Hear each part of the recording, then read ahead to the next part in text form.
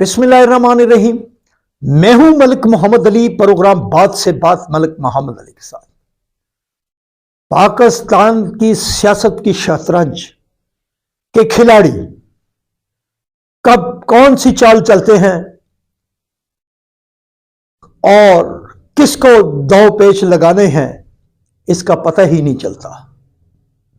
अब एक मर्तबा फिर मौलाना फजलुर रहमान फेवरेट होने जा रहे हैं और दूसरी तरफ निगरान हुकूमत और तहरीक इंसाफ के दरमियान भी राब्ते बहाल हो चुके हैं, कन्फर्म हो चुके हैं ये राब्ते।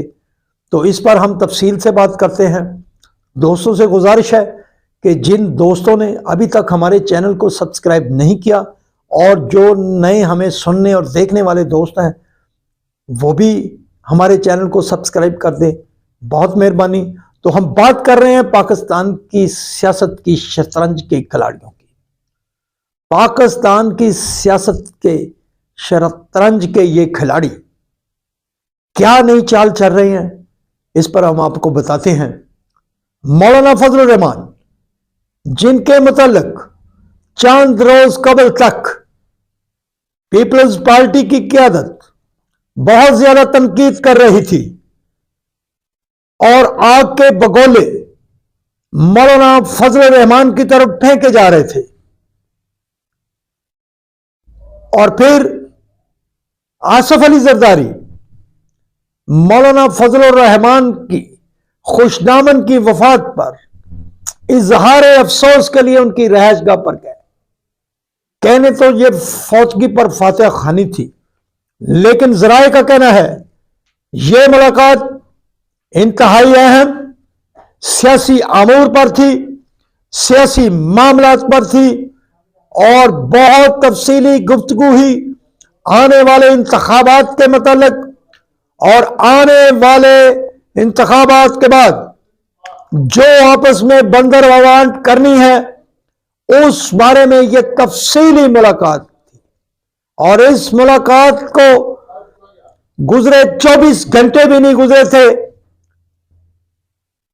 कि मुस्लिम लीग नून के रहनुमा मियां मोहम्मद नवाज शरीफ के करीबी साथी, अहम साथी, मोहतमद साथी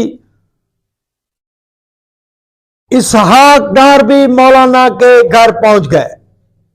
फातिहा खानी की तफसीली गुफ्तगू की। अब ये पार्टियां जो मर्जी मौक़िफ़ अख्तियार करे, ये अंदरूनी खाना मौलाना की नाराजगियों को दूर करने का भी एक बहाना था।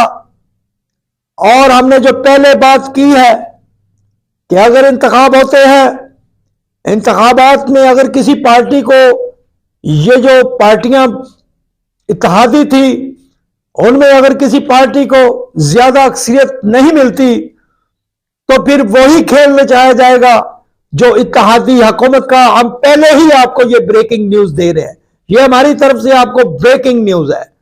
ये मामला तय करने की मीटिंग थी।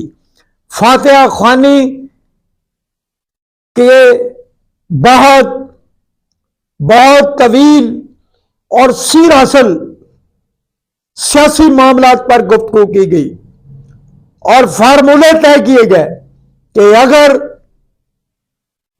किसी पार्टी को अक्सरियत नहीं मिलती तो फिर वो गालबन, अगर ये बड़ी जमातें ही कुछ ज्यादा नशिस्तें ले जाती हैं, चूंकि इस वक्त तहरीक इंसाफ बुरी तरह गिरदाब में है, उसके उम्मीदवारान तो छुपे हुए हैं और इस दौरान अगर कोई इलेक्शन आता है तो फिर ये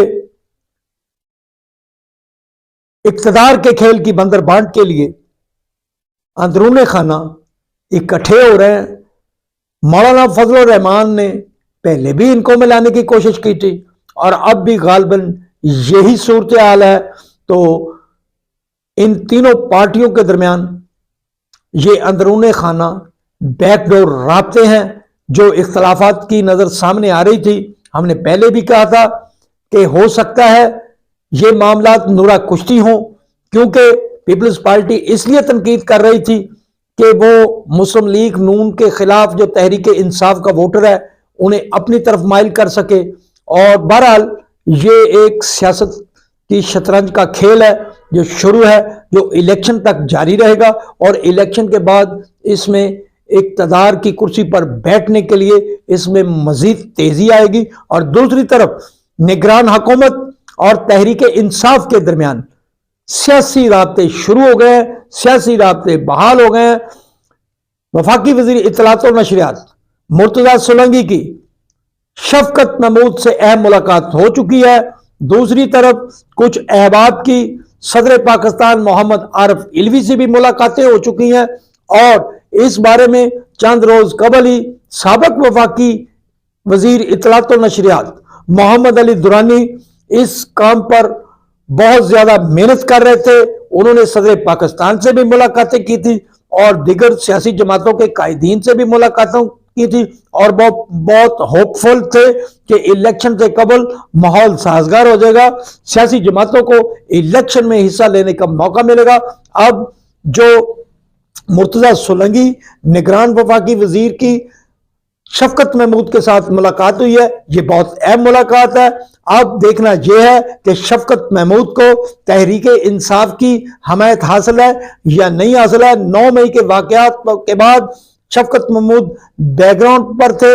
بہرحال کہنے والے کہہ رہے ہیں کہ عمران خان کی طرف سے صدر پاکستان عارف علوی کو جو پیغام پہنچا ہے وہ یہی پہنچا ہے کہ وہ الیکشن کے حوالے سے حالات کو سازگار کرے، دیگر سیاسی جماعتوں سے بھی بات چیت کے لیے اپنا کردار ادا کرے. سلام پاکستان، سلام اوورسیز، اللہ حافظ.